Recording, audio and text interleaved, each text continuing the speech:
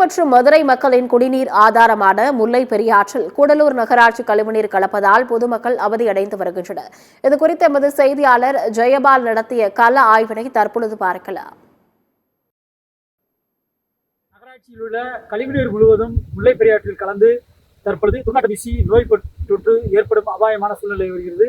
இது குறித்து கர்ணகம்புத்தம்பட்டி முன்னாள் ஊராட்சி மன்ற தலைவர் மொக்கப்பன் கூறுகையில், இந்த சாக்கடை தண்ணி பொதுமக்களுக்கு அதிகமாக பாதிக்குதுன்னு சொல்லி மனு கொடுத்து பல்லவி கிட்ட 50 லட்சம் ரூபாய் இதுக்கு ஒதுக்கப்பட்டு பேப்பர்ல தனிப்பட்ட மனிதன் எங்க பஞ்சாயத்தினுடைய இடத்துல மரத்தை வச்சுக்கிட்டு எங்களை போட விடாம செஞ்சார்கள்.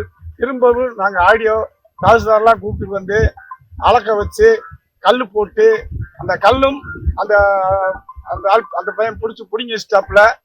அதே நேரத்தில் பல முறை நான் போய் சந்திச்சு இந்த விஷயத்த சொல்லும் போது அதே நேரத்தில் எங்களுக்கு இந்த 50 லட்சம் ரூபாய் கவர்மெண்ட் ஒதுக்கப்பட்டதை என்ன செஞ்சிருக்கீங்க, எப்படி வச்சிருக்கீங்கன்னு சொல்லி கூடலூர் நகராட்சியில கேட்கும் போது அந்த நகராட்சி எங்களுக்கு சரியான பதில் சொல்லி இதுவரையில எங்களுக்கு பதில் கூறவே இல்லை.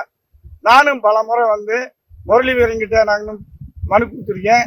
இதுக்குள்ள நாங்க இதுக்கான வாட்ஸ்அப்பு ரெக்கார்டு எல்லாம் வச்சிருக்கோம். நீங்க அதுக்கு முறையான நடவடிக்கை எடுத்தால் நாங்கள் எல்லா பொதுமக்கள் சேர்ந்து உங்களுக்கு ஒத்துழைப்பு கொடுக்குறோம்னு சொல்லி இப்ப நான் பேட்டி கொடுக்கிறேன். சுமார் 10 ஆண்டுகளுக்கு மேலாக கூடலூர் நகராட்சி கழிவுநீர் முழுவதும் முல்லை பெரியாற்றில் கலந்து வருகிறது. எனவே இது குறித்து நடவடிக்கை எடுக்க வேண்டிய மாசு கட்டுப்பாட்டு வாரியம் மற்றும் பொதுப்பணித்துறையினர் உரிய நடவடிக்கை எடுக்கவில்லை. எனவே மாவட்ட நிர்வாகம் உரிய முறையில் சுத்திகரிப்பு நிலையம் அமைத்து முல்லை பெரியாற்றில் கலக்கும் கழிவுநீரை சுத்திகரிப்பு செய்து விநியோகம் செய்ய வேண்டும் என அப்பகுதி மக்கள் கோரிக்கை விடுத்து வருகின்றனர்.